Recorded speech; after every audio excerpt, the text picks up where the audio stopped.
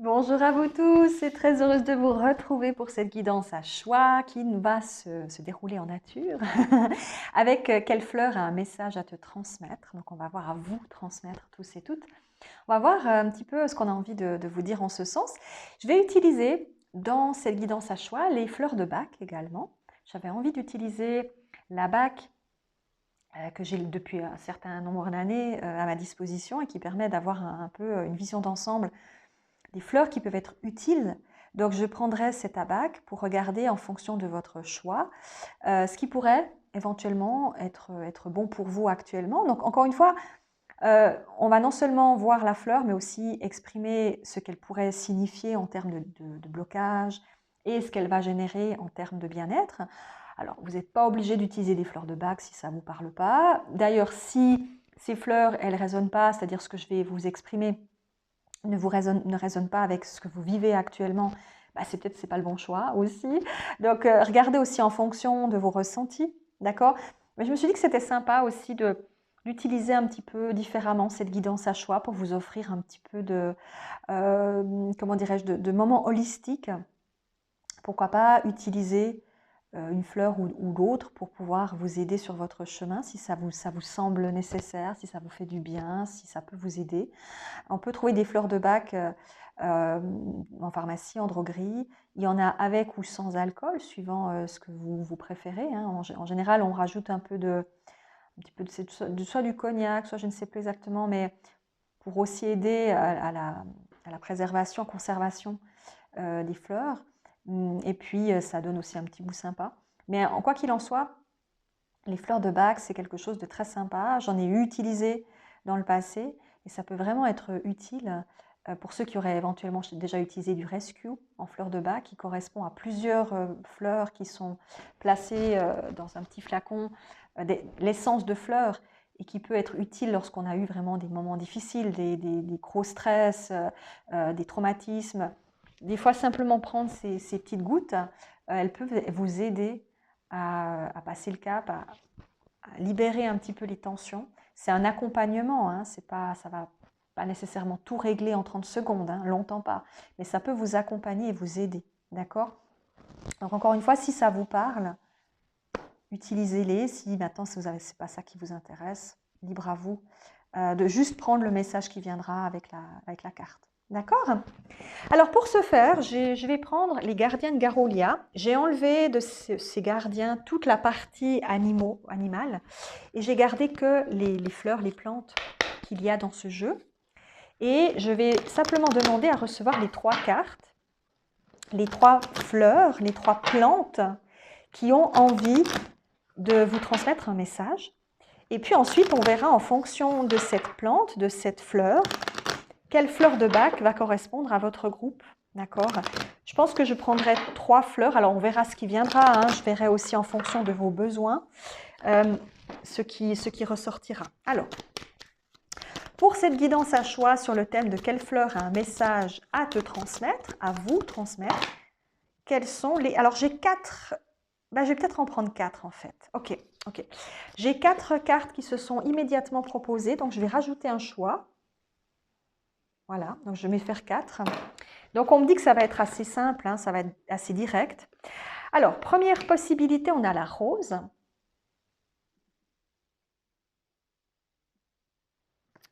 Deuxième possibilité, on a le tilleul.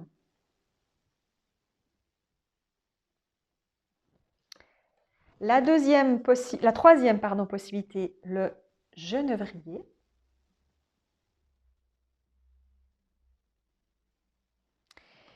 Et quatrième possibilité, l'ortie.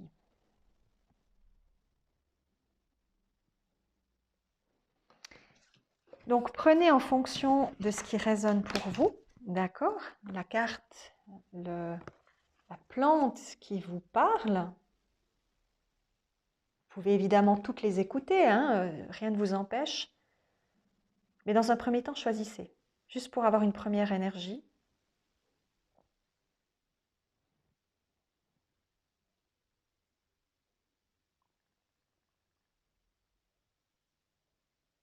Et c'est parti. Choix numéro 1 avec la rose. On est dans l'amour et la beauté. On vous dit, la rose, avec ses pétales délicats et ses épines, symbolise l'amour dans toute sa complexité et sa beauté. Aujourd'hui, pense à un geste simple pour exprimer ton amour, rappelant que, comme la rose, l'amour peut être à la fois doux et fort. Doux et piquant, on pourrait presque dire. La rose, c'est un magnifique symbole qui représente aussi le symbole du féminin sacré, de la Vierge Marie, de Marie-Madeleine. C'est aussi parfois la difficulté justement de trouver en soi cet amour de soi, ce bien-être de soi. Ici, j'ai l'impression qu'on me parle beaucoup de l'amour de soi justement, de votre amour de vous-même, de votre valeur. C'est peut-être là où les fleurs vont peut-être le plus résonner, de trouver un équilibre. C'est comme si la rose me disait, il faut que ces personnes trouvent un équilibre en eux, trouvent, on me dit un terrain d'entente, peut-être entre leur esprit, leur cœur, leur mental. Vous êtes toujours peut-être soumis à une pression, c'est-à-dire que vous avez tendance à aller dans un sens parce que votre cœur vous y appelle, mais en même temps, vous vous freinez parce que votre mental vous dit non. Il y a peut-être aussi chez vous le besoin d'écouter plus votre cœur, plus vous laisser tenter, même si ça signifie des fois faire des choses qui nous semblent totalement inappropriées. On se dit, mais non, je ne vais pas faire ça, ça n'a pas de sens. Des fois, on pense que ça n'a pas de sens, mais en fait, ça en a beaucoup plus parfois qu'on le pense. C'est le fait d'oser aller là où on se sent appelé, sans trop réfléchir à la raison pour laquelle on est appelé. C'est choisir, je ne sais pas, je donne un exemple pratique, vous avez l'habitude d'aller toujours dans la même direction le matin pour aller bosser, vous faites toujours le même chemin, et puis un bon matin, vous avez envie de passer par un autre chemin. Votre esprit vous dira, ouais, mais c'est stupide, je vais perdre du temps, je vais arriver en retard, ou non, ou ça va rien m'apporter de plus. Et au fond de vous, vous sentez que vous devez passer par là. Pour mille et une raisons, vous allez passer par ce nouveau chemin. Soit parce que vous avez quelque chose à y voir, soit parce que vous ne savez pas, mais peut-être sur la route que vous prenez d'habitude, il y a un accident, il y a quelque chose qui fait que ça pose problème. Pour vous éviter des problèmes aussi dans votre vie.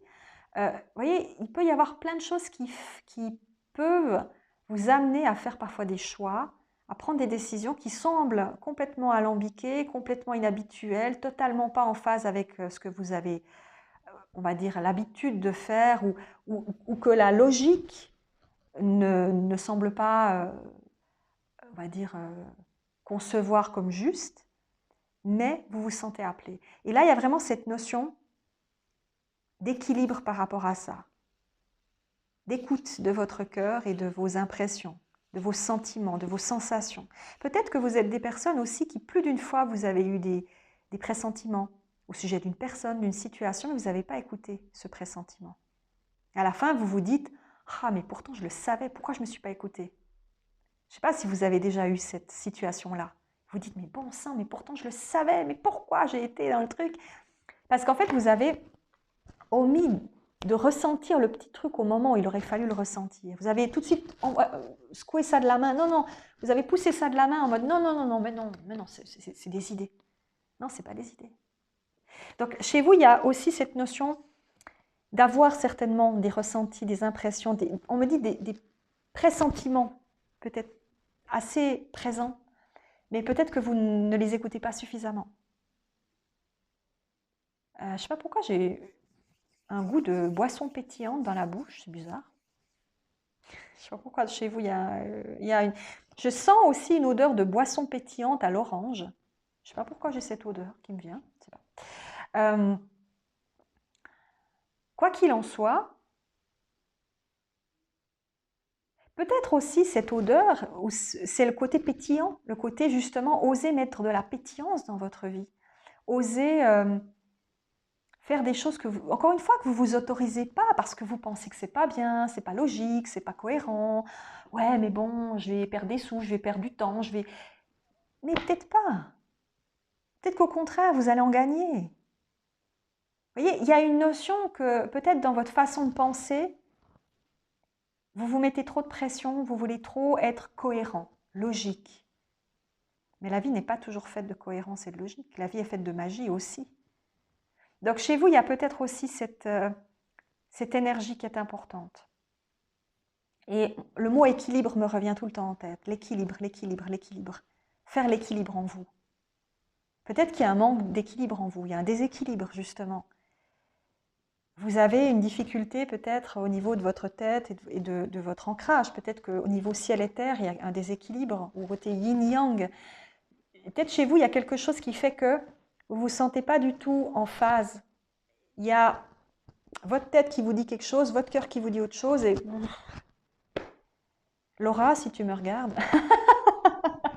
Non, mais voilà, je ne sais pas, mais peut-être que dans votre groupe, vous avez besoin de vous repositionner et de bien faire la part des choses, mais surtout de ressentir les choses et d'arrêter de vous dire oui, mais c'est pas logique, c'est pas cohérent, c'est pas ceci, c'est pas cela. On va voir quelle fleur de bac correspond à votre choix. Alors, je vais prendre mon abac et puis je pousse un tout petit peu. Voilà. Je vais prendre mon pendule et je vais demander, alors pour le groupe numéro 1 qui a choisi la rose, je demande à recevoir les 3 ou 4 fleurs de bac qui sont en phase avec ce groupe 1. Donc pour le groupe 1, qu'est-ce qu'on peut me dire? Quelles sont les fleurs de bac du groupe 1? On a le prunus. Alors je vais noter juste parce que je ne me souviendrai pas sinon. Donc on a le prunus. Ensuite on a quoi? Groupe 1 s'il vous plaît. Le groupe 1. Quelles sont les fleurs de bac du groupe 1?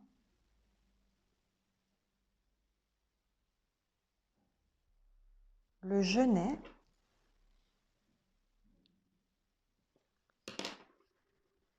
Quoi d'autre pour le groupe 1 s'il vous plaît? Est-ce qu'il y a d'autres fleurs de bac pour le groupe 1?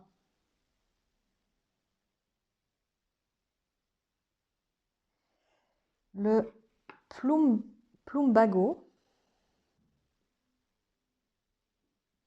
Est-ce qu'il y a encore quelque chose? Groupe 1, s'il vous plaît. Fleur de bac du groupe 1. Non, on revient au prunus. D'accord, donc il y a juste ces trois-là. Alors, il y a le prunus, le genêt et le plumbago. Donc, je vous donne les informations concernant ces 3 fleurs de bac. Il n'y a pas besoin de les mélanger nécessairement. Il peut en avoir une qui vous parle, 2 qui vous parlent, 3 qui vous parlent. Après, c'est vous qui voyez. Alors, pour le prunus, où est-il?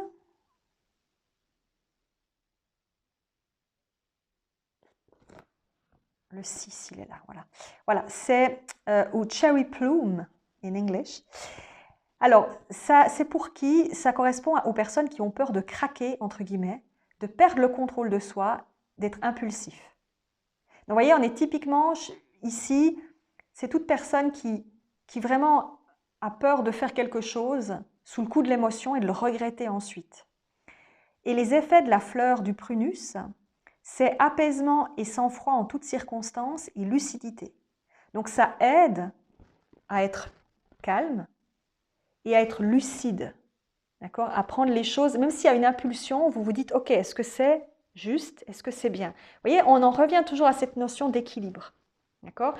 Donc le prunus, je vous mettrai vers les choix, je vous mettrai entre parenthèses ces 3 fleurs. Comme ça, vous pourrez les voir. Et puis, si jamais vous avez envie d'aller les trouver en pharmacie en droguerie, libre à vous. Donc, ça, c'est la première chose. C'est l'énergie rouge avec le prunus. Hein. L'énergie rouge, c'est le chakra racine. Hein. Donc, il y a quelque chose avec justement votre ancrage. Ensuite, on a le genêt. Alors, le genêt, c'est le 13. Il est là. Ou l'ajon, plus exactement. C'est aussi l'énergie de l'ajon. Alors là, c'est pour ceux qui sont dans l'énergie du sans-espoir. À quoi bon? Ça sert à rien. À quoi ça sert que je fasse des efforts? À quoi ça sert que j'essaye? Ça sert absolument à rien. Et là, avec l'ajon ou le genêt, c'est la même énergie, vous pouvez avoir plus de foi, d'espoir et de certitude. Toujours cette notion de certitude. Hein? On reste dans la notion de je sais où je vais et je vais y aller. D'accord? Je vous mettrai Genêt et Ajon, au cas où, je mettrai Ajon en parenthèse. Parce que peut-être que il est peut-être décliné sous un autre nom en pharmacie. Et puis, on a finalement le Bloombago. Il est où ce Bloombago? Bloombago, Bloombago. Alors, c'est quel numéro? C'est le 5. Ah, il est là. Ouais, il est là, voilà. Bloombago ou Serato. Manque de confiance dans son intuition, voilà, s'en remet à l'avis d'autrui. Donc c'est ça, c'est ce que je vous disais. Vous n'avez pas confiance dans votre cœur. Vous vous posez la question du oui, mais bon. Voyez? Et on vous dit, les effets, c'est renouer avec la certitude intérieure. Donc, dans votre groupe, il y a vraiment ce besoin de retrouver une certitude, de vous dire, mais oui, pourquoi je ne pourrais pas? Mais bien sûr, je vais essayer, ça va le faire. C'est de ne pas se dire, oh, découragement. Non, c'est, allez, j'y vais. Et voir les choses telles qu'elles sont. Pas telles que votre esprit égotique vous le fait croire, parce que des fois, l'ego, il peut être utile à plein d'égards, mais des fois, il nous met dans des circonstances ou des sensations où fondamentalement, on a tendance à se laisser happer, quoi. On est un peu en mode, ouais, mais tu devrais pas faire ça, c'est dangereux, tu vas te tromper, ça va te compliquer la vie, et puis tu sauras pas faire, et puis t'es nul, et puis blablabla. Ça, c'est quand l'ego commence à devenir négatif. Pourquoi? Parce que l'ego déteste le changement.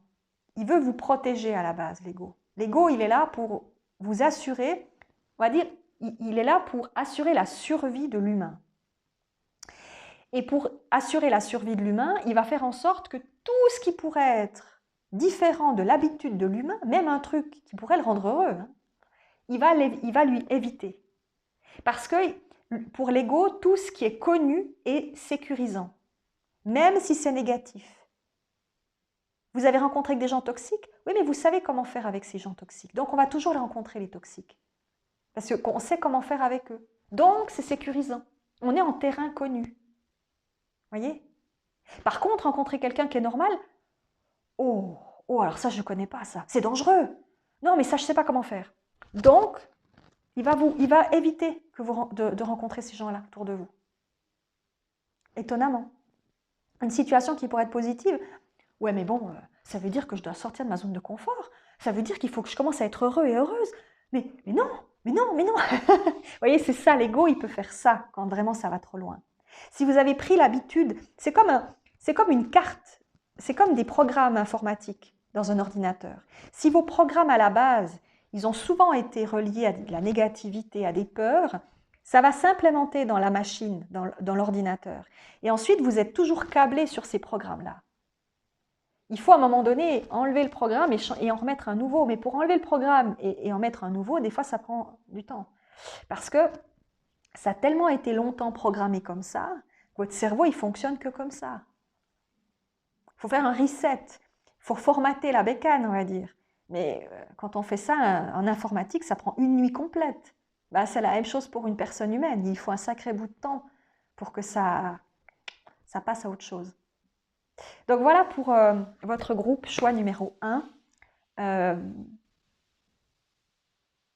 Prenez conscience que vous méritez de faire des choses différemment et que ça peut très très très très bien se passer. Ok? Choix numéro 2, avec le tilleul, là, on vous dit amour et apaisement. Le tilleul symbolise l'amour et l'apaisement.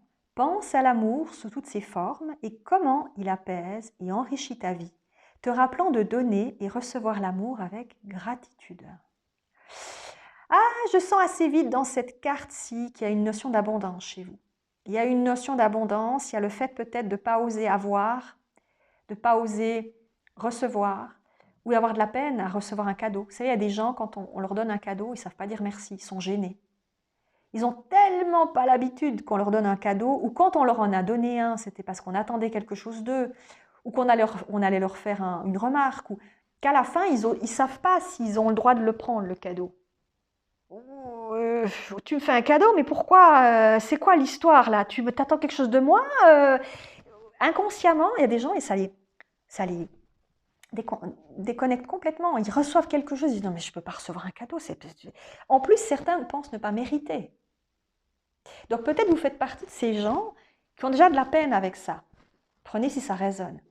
Et puis ensuite, il y a peut-être aussi ce fait de recevoir et de donner aussi, d'être dans la justesse par rapport à ça. Peut-être que vous avez tendance à trop donner, mais vous ne recevez jamais rien en retour. Vous voyez, j'ai cette sensation qu'il y a quelque chose avec l'abondance ici. Dans le tilleul, il y a un besoin de peut-être trouver un équilibre dans se donner et se recevoir.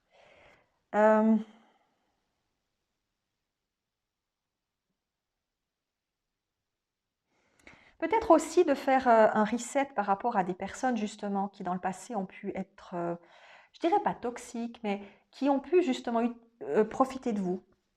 C'est comme si on voulait à travers les énergies ici que vous lâchiez prise de ces souvenirs-là, de ces mémoires-là. Parce qu'on vous dit, c'est pas parce qu'il y a eu des gens comme ça dans votre vie que tout le monde est comme ça. Et parfois, l'humain, il a tendance, quand il a eu des situations qui lui sont arrivées une ou deux fois, à, même parfois juste une fois, hein, à créer une règle. Une règle qui est souvent fausse. Mais comme l'ego, je l'ai expliqué dans le choix numéro 1, veut nous protéger, dès qu'il y a quelque chose qu'on n'a pas aimé, qui nous a pas donné ce qu'on espérait ou qui nous a amené une difficulté, l'ego va considérer cette situation comme un problème qu'il ne vaudrait mieux pas retrouver sur son chemin parce qu'on aurait de nouveau droit à la même situation qu'on ne veut pas vivre parce que l'ego a senti à quel point la personne, elle souffrait. Donc l'ego, il va dire, ah, s'il y a telle chose qui arrive, bif, bif, bif, il y a la lumière qui s'allume, je dois faire attention. Et en fait, peut-être pas du tout. La situation peut revenir, mais sans apporter les mêmes effets. Parce que il y a une partie qui a changé, la personne est différente, elle n'agit pas de la même manière que la personne précédente. Mais on peut, à cause de ça, parce qu'on a eu cette expérience-là aussi, sans s'en rendre compte, attirer aussi à soi les mêmes personnes. Il y a en même temps l'ego qui ne veut pas vivre ça, et en même temps, parce que nous sommes co-créateurs, on va aussi retrouver ces gens-là parce que quelque part, on va se prouver à soi-même qu'on a raison d'avoir cette règle-là. J'avais raison de croire ça. C'est toujours la même chose. Tu vois, je te l'avais dit. Alors que non, c'est vous qui vouliez absolument voir à l'extérieur de vous la croyance que vous vous êtes toujours forgée. Parce que comme ça, vous êtes sûr que vous avez raison. Mais ça ne veut pas dire que c'est la vérité. C'est un mode de fonctionnement. Donc chez vous, il y a quelque chose avec ça. Il y a le fait justement de vous libérer de ça. On va regarder ce qu'on me dit par rapport aux fleurs de bac. Quelles sont les fleurs qui vous correspondent? Groupe numéro 2. J'ai la tête qui tourne. Alors, pour le groupe numéro 2, s'il vous plaît, quelles sont les fleurs de bac qui correspondent à leur groupe, qui pourraient leur être utiles pour guérir, pour dépasser peut-être certaines choses? Groupe numéro 2. Alors, on a la verveine, je vais noter. On a la verveine. Ensuite, on a quoi? Alors, quelle autre fleur pour le groupe numéro 2, s'il vous plaît? Quelle autre fleur de bac peut aider le groupe numéro 2? Groupe numéro 2. On a l'hélianthème. L'hélianthème, ouais.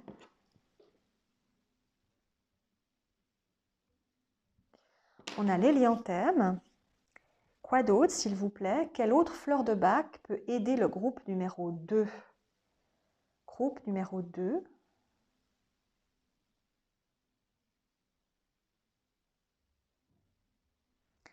On a la laine. Est-ce qu'il y en a encore une? Est-ce qu'il y a encore une fleur pour le groupe numéro 2 qui pourrait les aider? Non, on revient à la verveine, donc c'est bon. Alors, les trois fleurs donc qu'on a ici, donc on a la verveine en premier lieu, le numéro 31. La verveine qui nous dit, quand il y a un excès d'enthousiasme, cherche à imposer ses convictions. Donc, ici, peut-être justement, c'est ce que je vous disais, la notion de je veux voir à l'extérieur de moi les situations que j'ai en moi et je veux me prouver à moi-même que j'ai raison. C'est forcément comme ça ne peut pas être autrement. Alors, l'excès d'enthousiasme, ça peut être aussi justement le fait que des fois, vous en rajoutez trop, vous êtes trop dans le « waouh », c'est tout ou rien. Ça peut être aussi un petit peu ce côté-là. Donc, quand vous prenez de la verveine, les effets de cette fleur, ça va de défendre ses idées en laissant aux autres le droit à une opinion. Donc, c'est vraiment cette notion de savoir aussi que votre vision du monde, c'est une vision.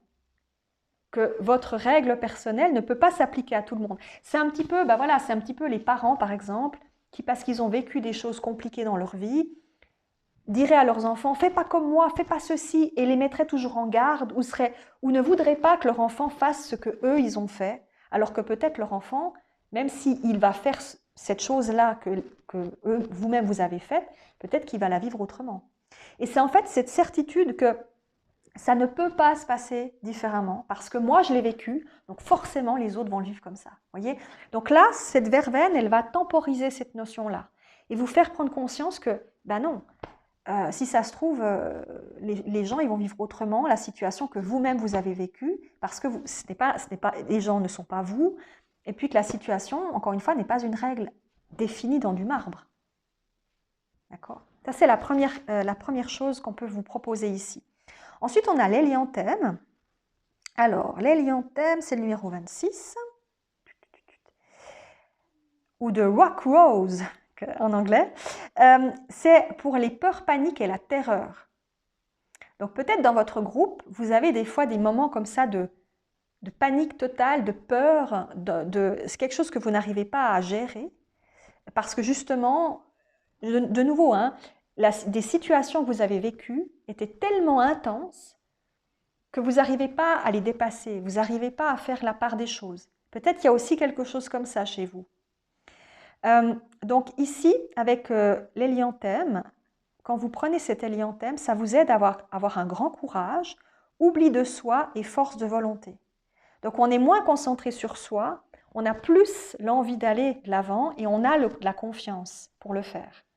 Donc c'est un petit peu pour vous aider. Alors admettons peut-être dans votre groupe, vous pourriez aussi avoir des phobies qui sont vraiment difficiles à gérer. Peut-être ça peut un peu vous aider si, je ne sais pas, vous avez peur de parler en public ou peut-être en prenant l'hélianthème, ça peut vous aider un tout petit peu à gérer ça, à être plus à même de supporter. Je ne dis pas que ça va guérir.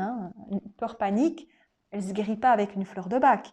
Elle se guérit en travaillant dessus, en allant voir peut-être un psy ou n'importe qui va aider, hypnothérapeute, thérapeute, bref, quelqu'un qui va vous aider à prendre conscience de la problématique et qui va la travailler jusqu'à ce que ça lâche.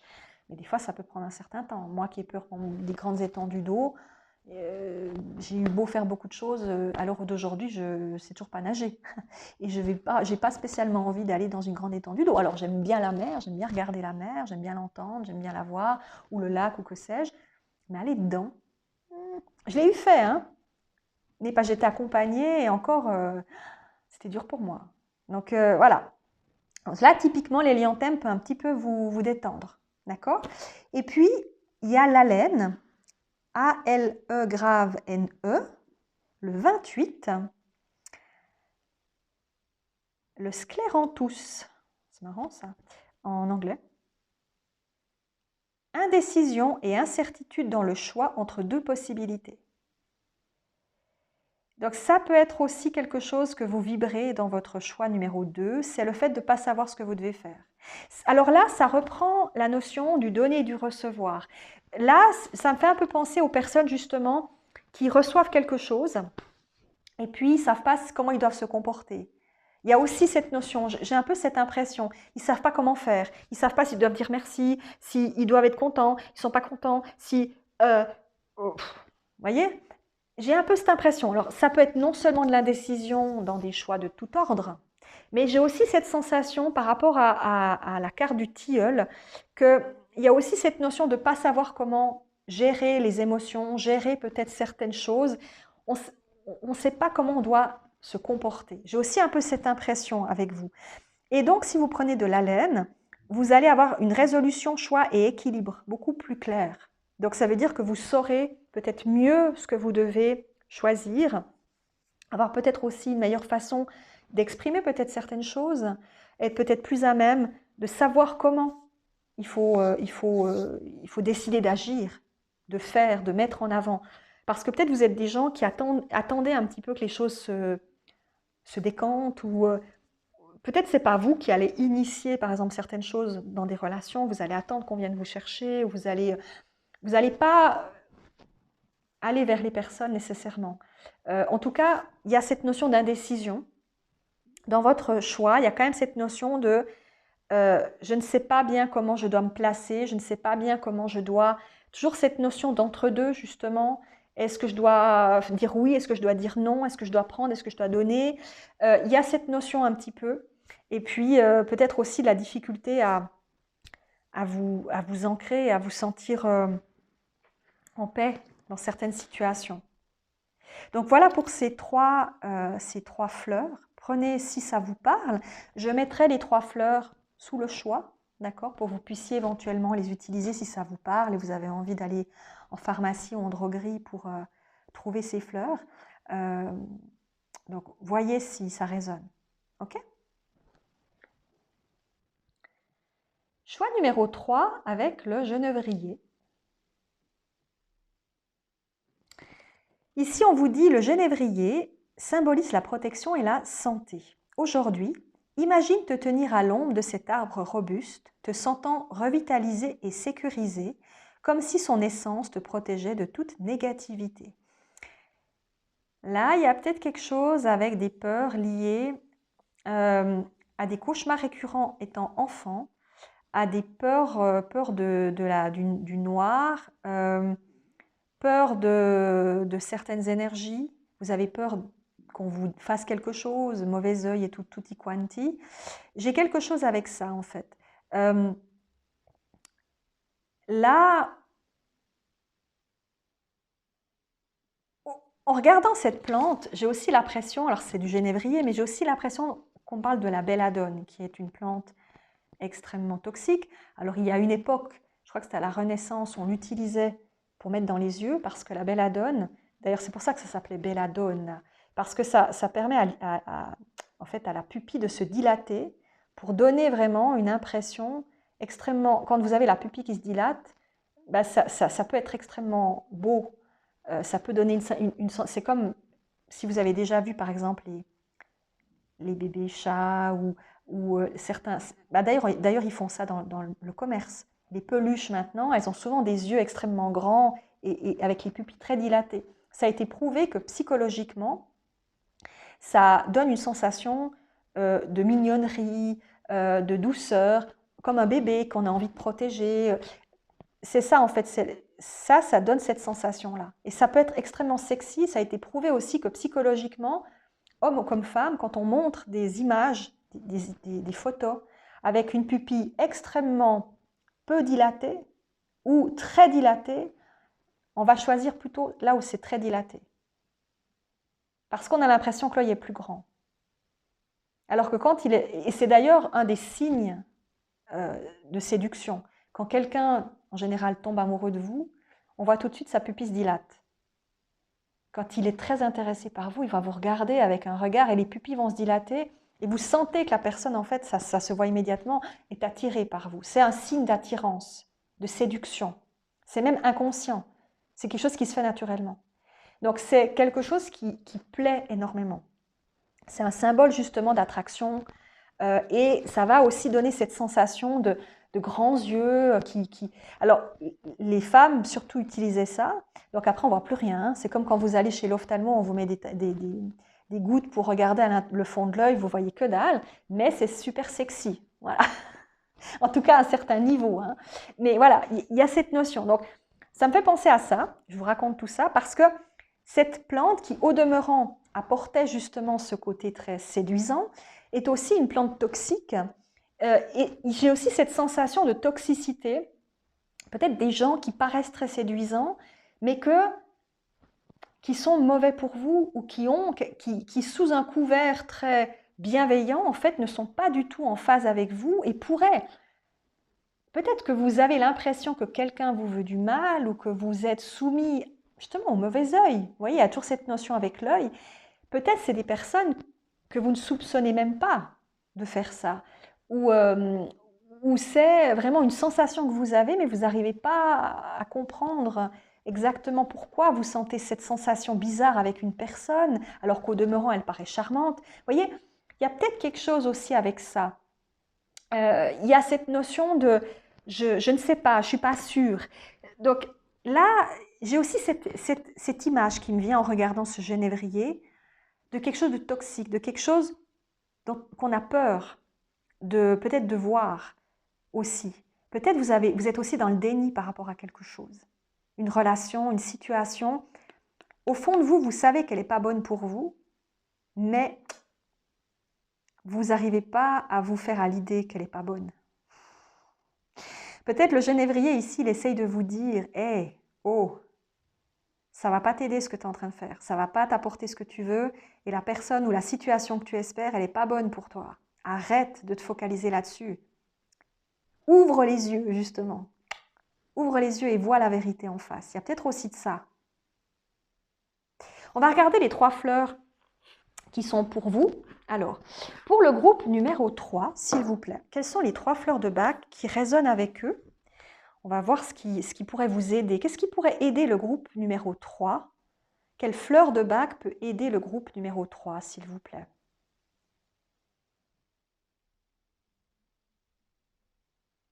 Alors, on a le tremble dans un premier temps. Je vais noter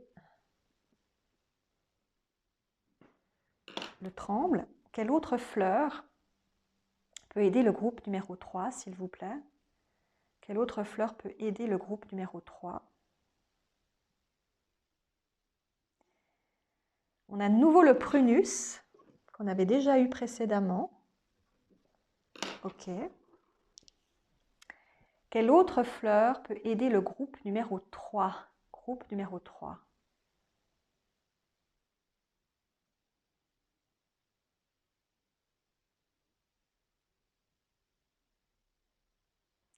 Le plume-pago, de nouveau. Donc, on l'a déjà eu celui-là.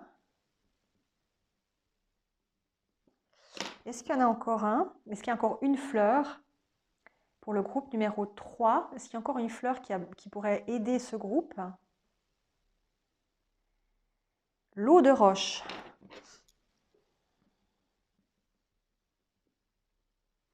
Je demande quand même encore s'il y a quelque chose. Alors, pour le groupe numéro 3, quelle fleur peut aider le groupe? Non, c'est bon, il y en a 4. Alors, la première fleur, c'est le tremble, donc le numéro 2, qu'on appelle aspen in English. Alors, pour qui est cette fleur de bac? C'est pour les personnes qui ont des peurs vagues, difficiles à nommer et des appréhensions. C'est ce que je vous disais. Vous ne savez pas trop, il y a un truc qui vous titille, mais vous ne savez pas ce que c'est. En prenant le tremble, ça va vous aider à avoir confiance et sécurité. Donc, ça peut vous aider en prenant cette fleur à avoir une meilleure confiance en vous pour voir les choses peut-être plus clairement. Et moins être dans le flou comme ça. Je sens qu'il y a un truc, mais je ne suis pas sûre, mais si je me trompais, voyez? Donc là, il y a une notion de non, non. Déjà, peut-être, ça peut vous aider aussi à libérer cette peur. Parce que peut-être, il n'y a rien. C'est aussi possible. Hein? Donc, c'est prendre confiance et vous dire, je suis en sécurité. On ne peut m'atteindre. Je suis en sécurité.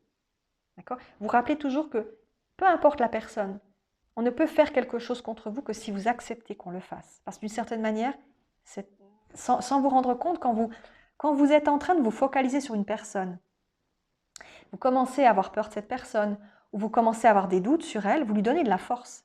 En fait, vous lui donnez l'autorisation de vous atteindre d'une certaine manière.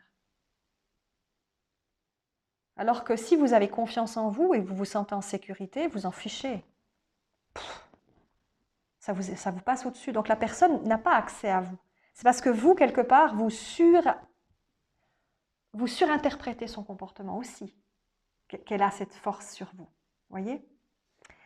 Ensuite, on avait le prunus, je l'avais déjà eu avant. Le prunus, ou cherry plum, c'est pour les personnes qui ont peur de craquer, de perdre le contrôle de soi et d'être dans l'impulsivité.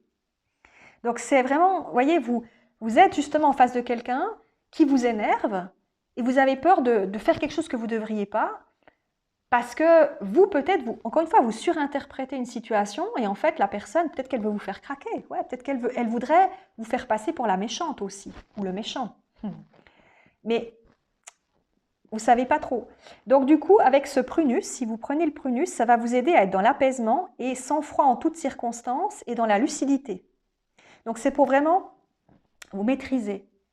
Vous avez, je sais pas, une réunion avec un patron ou je ne sais qui vous gonfle. Vous n'êtes pas à l'aise avec cette personne. Vous ne savez pas si c'est du lard ou du cochon, comme on dit, avec cette personne, parce que un jour elle est gentille, c'est un peu le serpent, vous savez. Un jour elle vous lisse dans le sens du poil et le lendemain elle vous fait une pique. Vous êtes là, mais waouh, c'est qui ce gars, cette femme? En prenant peut-être le prunus, ça va vous aider à dire, ok, juste avant le jour fatidique, quelques jours avant, vous prenez ça et ça peut vous aider à être beaucoup plus à maîtriser vos émotions et à ne pas vous laisser impacter. Voyez. Ensuite, on avait le plumbago. Le plumbago, c'est le 5. Ça, c'est pour le manque de confiance dans son intuition, s'en remet à l'avis d'autrui. Donc, voyez, c'est le fait justement que vous doutez de vous, que vous allez forcément aller demander peut-être à gauche, à droite.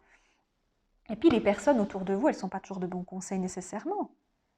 Elles vont aussi surinterpréter par rapport à leur propre vision des choses. Mais qui dit que c'est vrai, qui dit que c'est pas vrai? Donc, le plumbago a pour but de vous aider à renouer avec votre certitude intérieure. Donc, vous faire confiance. Vous dire non, non, je sais, je sens, je suis sûre. Pour éviter toujours d'être un peu dans cette espèce de flou, voyez. Et puis la dernière fleur qu'on appelle eau de roche, ah ça je l'ai eu souvent dans le passé, c'est quelque chose qui est assez répandu. L'eau de roche, ou rock water, alors elle est reliée à être rigide envers soi, avoir des principes stricts, souci de perfection personnelle, idéaliste. Donc là c'est quand vraiment vous avez trop une vision claire des choses, vous êtes trop dur avec vous-même peut-être même, trop, comment dirais-je, vous êtes peut-être des bons clients entre parenthèses, hein, mais vous pourriez être des gens par exemple qui sont proches du burn-out parce que vous êtes trop... Les gens qui font du burn-out, c'est longtemps pas des gens qui sont faibles, c'est des gens qui au contraire ils tiennent, puis ils sont très méticuleux, très pointilleux, très perfectionnistes, puis ils veulent encore et encore que ça soit fait, puis ils veulent encore et encore faire plaisir aux autres, puis ils veulent encore.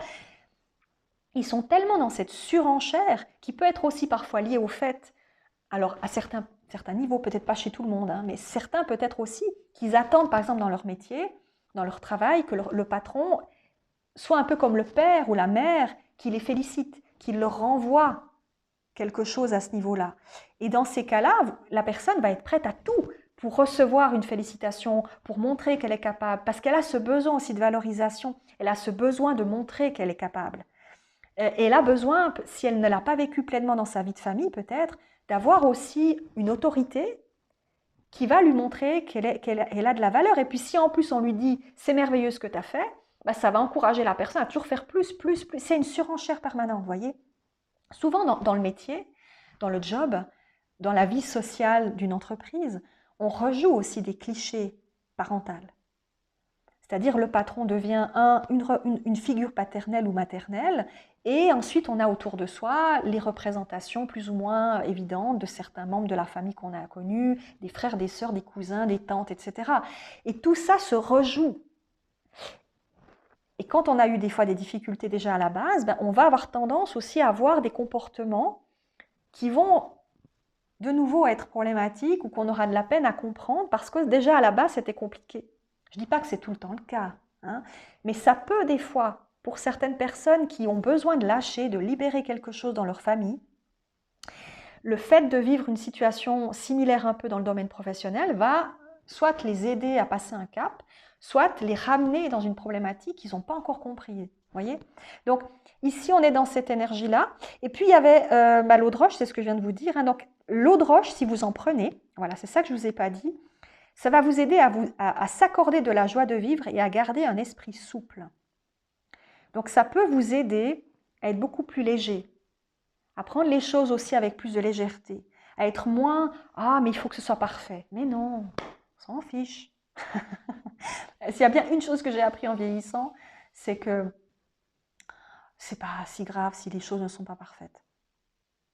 Le besoin de contrôle excessif, c'est aussi parce qu'on a pu dans son enfance avoir des parents qui étaient extrêmement rigides, extrêmement durs avec nous. Ils ont peut-être pensé nous faire du bien en faisant ça dans certains cas. Parce qu'ils se sont dit, si je suis dur avec lui ou elle, ils auront moins de problèmes dans leur vie, ils vont savoir gérer, et puis ils ne seront pas pris au dépourvu. Mais en même temps, il y a aussi automatiquement la personne, elle a tout le temps peur de faire une erreur et de se faire taper dessus, entre guillemets, d'être abrouée ou d'être, d'être humiliée si ça a été le cas. Donc elle va toujours faire attention, elle va jamais être tranquille. Elle va toujours se dire, oui, mais est-ce que je suis en train de bien faire ou est-ce que... Et du coup, la personne ne veut tellement pas se retrouver dans la situation de l'humiliation, du mal-être, la sensation d'être tout petit et puis de se sentir bête devant l'adulte ou autre, qui va tout faire, la personne va tout faire pour être toujours parfait. Qu'on ne puisse jamais rien lui reprocher. C'est un comportement de défense. Donc il peut y avoir aussi ça dans certains cas. Donc si vous prenez de l'eau de roche parce que ça vous parle, ben, ça peut vous aider à un petit peu vous libérer, parce que la vie, c'est pas que métro boulot dodo, c'est pas seulement... Alors des fois c'est aussi, j'en sais quelque chose dans mon métier, hein, c'est des fois on a une passion incroyable pour ce qu'on fait, et on veut tellement le faire, qu'on fait ça matin, midi, soir, et même le week-end et les vacances, et il n'y a plus de vacances, et on pète une durite quoi, à la fin. Même si on aime ce qu'on fait. Et là, c'est s'accorder justement à dire non, j'ai aussi besoin de passer du temps pour moi, d'avoir de la joie, de vivre des choses agréables. Voyez? Donc peut-être ça peut vous aider. Donc voilà pour ces 4 fleurs. Je vous mettrai les noms des 4 fleurs sous le choix. Si vous avez envie éventuellement d'aller en pharmacie ou en droguerie, parce que ça vous parle, parce que ce que je viens de vous dire résonne un petit peu, ça peut vous aider. Vous n'avez pas besoin de tous les prendre en même temps, hein. Vous pouvez en prendre une ou deux, ça dépend. On peut même faire des mélanges. Vous allez à la pharmacie, à droguerie, puis vous dites, voilà, j'aimerais une fleur de bac, prunus et eau de roche, et puis on peut vous faire un mix. C'est ce que fait d'ailleurs le Rescue. C'est plusieurs fleurs à l'intérieur qui vont avoir un effet positif et vous aider dans des moments, encore une fois, de stress. Donc on peut tout à fait demander des mix, hein. Ou alors vous en prenez une seule, voilà, pendant un certain temps. Après, je ne sais plus les posologies, hein. En général, il y a une posologie fixe, mais voilà. Je crois que je vous ai tout dit pour le choix numéro 3. Choix numéro 4, dernier choix avec l'ortie, guérison et courage. On vous dit, l'ortie, avec sa piqûre vive, t'enseigne la guérison et le courage. Pense à une situation difficile et imagine l'ortie te fournir la force de l'affronter, transformant ta peur en courage. J'entends immédiatement couardise dans ce groupe. Vous avez les jambes qui tremblent devant quelqu'un, devant une situation. Je pense que c'est émotionnel chez vous. Vous perdez vos moyens. J'ai l'impression de voir un groupe qui perd ses moyens facilement.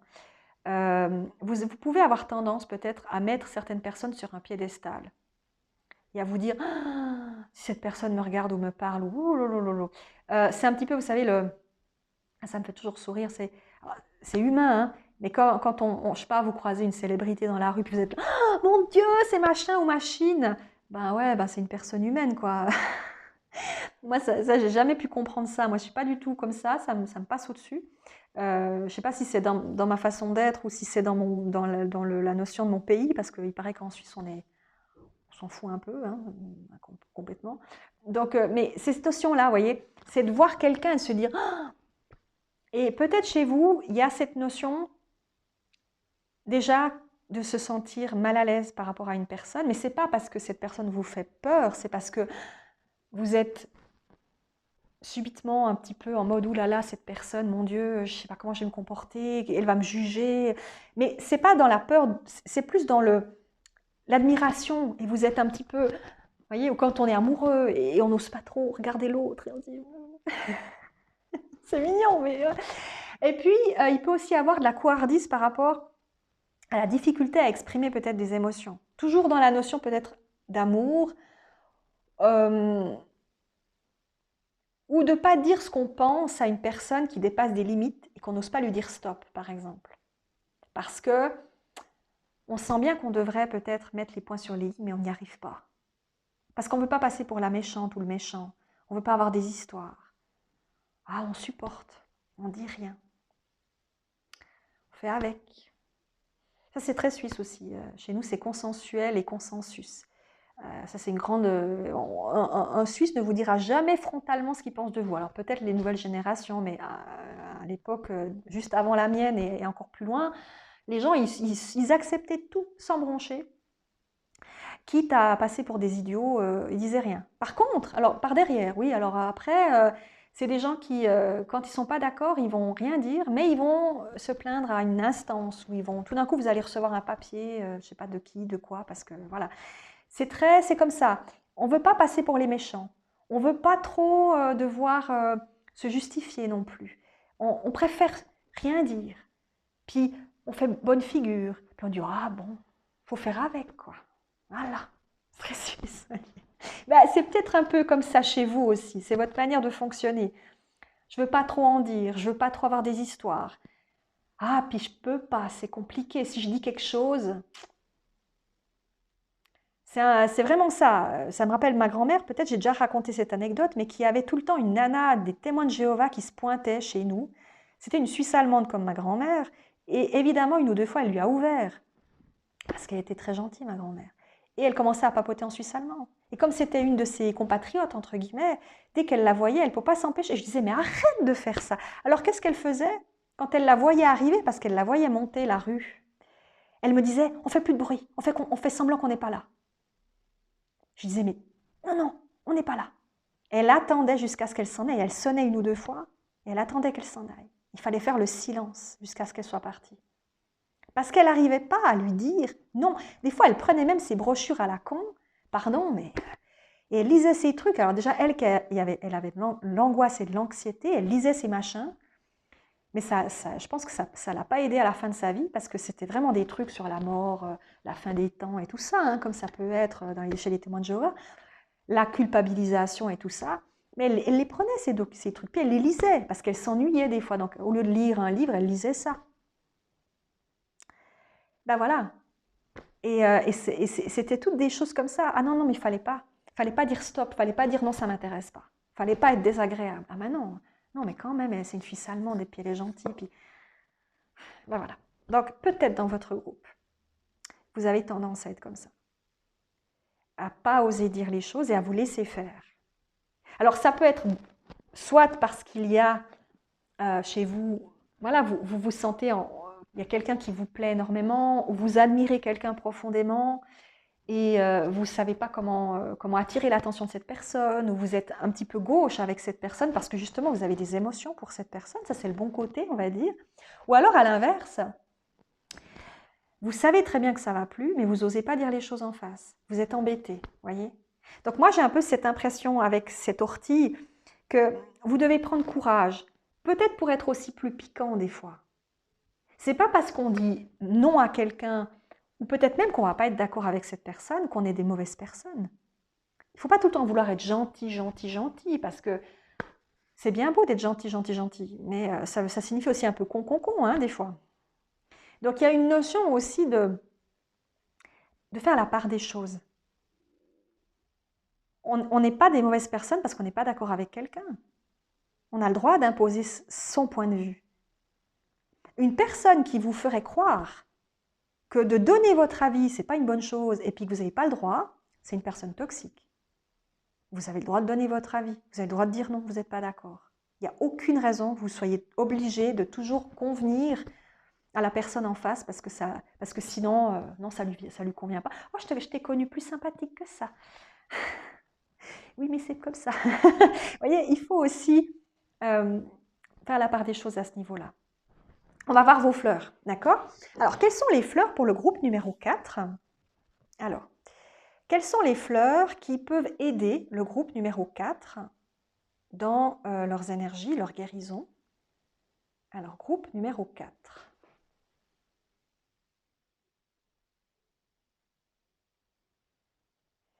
On a le chêne, dans un premier temps. Ensuite, quelle autre fleur peut aider le groupe numéro 4, s'il vous plaît? Quelle fleur peut aider le groupe numéro 4?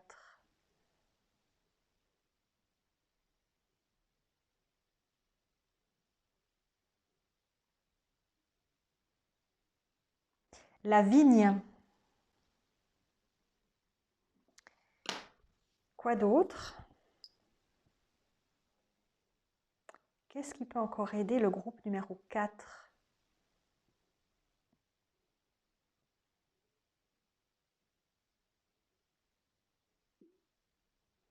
Le tremble, je l'ai déjà eu.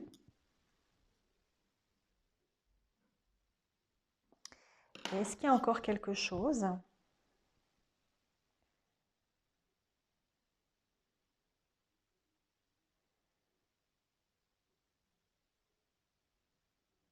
Non, je reviens à la vigne, donc pour moi, il n'y a plus rien d'autre. Donc, il y en a 3.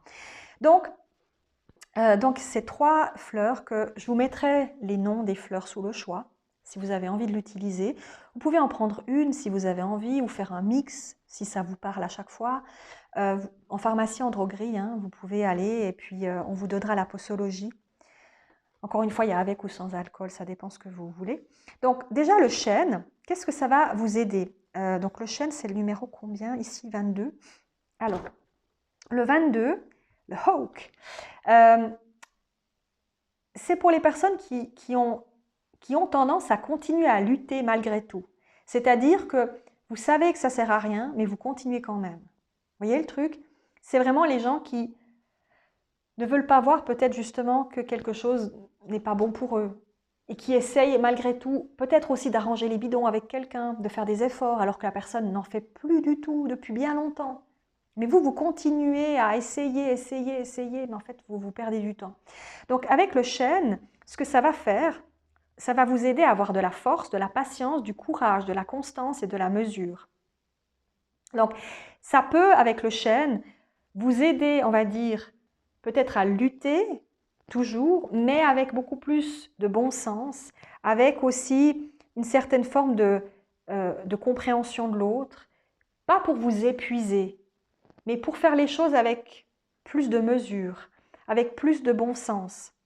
Peut-être aussi accepter un moment de lâcher si c'est nécessaire. Vous voyez, c'est le fait que si vous avez malgré tout envie de continuer à vous battre dans une relation, dans une situation, parce que vous avez à cœur de continuer malgré tout, parce que c'est nécessaire peut-être pour vous de le faire, bah, ça va vous aider à faire ce travail, mais avec peut-être justement une plus grande régularité, une vision différente des choses, et peut-être pas de vous laisser happer comme ça par cette espèce de besoin de dépassement qui peut-être n'est pas du tout positif pour vous.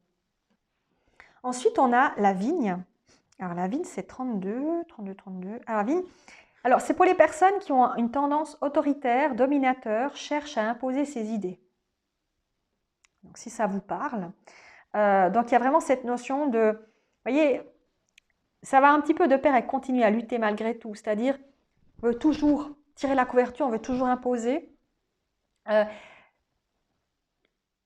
Ça peut être aussi pour des personnes, vous voyez cette sensation dont je vous disais, vous mettez quelqu'un sur un piédestal, ou alors vous êtes dans l'envie, c'est-à-dire vous voyez quelqu'un, des fois sans le vouloir, on devient agressif avec quelqu'un, autoritaire, parce qu'en fait, on voudrait ressembler à cette personne et on a l'impression qu'on n'arrivera pas. Et on est en colère contre cette personne, parce qu'elle nous renvoie une impression inconsciente de quelque chose qu'on n'arrive pas à atteindre. On pense qu'on ne peut pas atteindre ce que cette personne est. Et la personne nous énerve. Parce qu'on se dit, mais elle m'énerve cette personne, je voudrais être comme elle, mais je sais que j'y arriverai pas. Vous voyez? Donc il peut aussi avoir quelque chose comme ça. Le besoin de toujours rentrer en conflit aussi, peut-être parfois, avec des personnes. Donc là, ça peut vous aider avec la vigne à... J'ai perdu la ligne, voilà, à respecter autrui et avoir une autorité sage et compréhensive. Donc c'est le fait justement aussi d'accepter l'autre comme il est, de pas non plus peut-être être comme ça dans cet état d'esprit un peu de rivalité, de compétition. Vous voyez, Ou alors, c'est simplement des traits à l'intérieur de vous qui sont présents, qui sont là, peut-être en latence, ou bien vous avez tendance à être comme ça, mais vous vous en rendez peut-être même pas compte. Parce que vous avez tendance à imposer, en pensant que c'est de la bienveillance, mais peut-être que les autres autour de vous, ils ressentent ça comme de l'autoritarisme ou une forme d'obligation de votre part. Donc il peut aussi avoir cette notion-là chez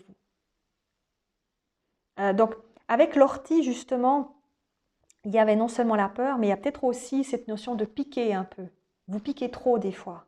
Vous voulez trop imposer. Vous voulez trop piquer l'autre pour un peu... vous voyez, il y avait aussi la force dans la carte de l'ortie. Donc ce côté un peu... Pouf. Donc là, ça peut vous aider un petit peu à temporiser. On temporise, on sait aussi reconnaître quand on se trompe. Voilà, ok, c'est bon, c'est pas grave. Ok. Et puis, on avait encore le tremble, c'est le numéro 2. Ouais, numéro 2. Donc là, bah, typiquement, c'est pour les peurs vagues, difficiles à nommer et l'appréhension. Donc, vous voyez, ça revient à ce que je vous disais, le côté, cette personne-là, j'ose pas trop aller vers elle. Là, c'est plus si vous êtes soit dans une émotion d'amour pour une personne et vous perdez vos moyens quand vous la rencontrez, vous êtes liquéfié sur place, il n'y a plus personne. Ou alors, vraiment, parce que vous vous mettez une pression folle, peut-être aussi vous sentez une peur vis-à-vis d'une situation ou d'une personne et vous ne savez pas pourquoi. Il peut aussi avoir ça, vous voyez. Un peu, c'est la même chose qu'il y a eu dans le... c'était dans le groupe, je ne sais plus maintenant, le groupe 3, je crois. Ben, c'est ça, c'est de plus être à 100% à l'aise avec une situation, une personne, mais pas comprendre pourquoi vous êtes comme ça, en fait.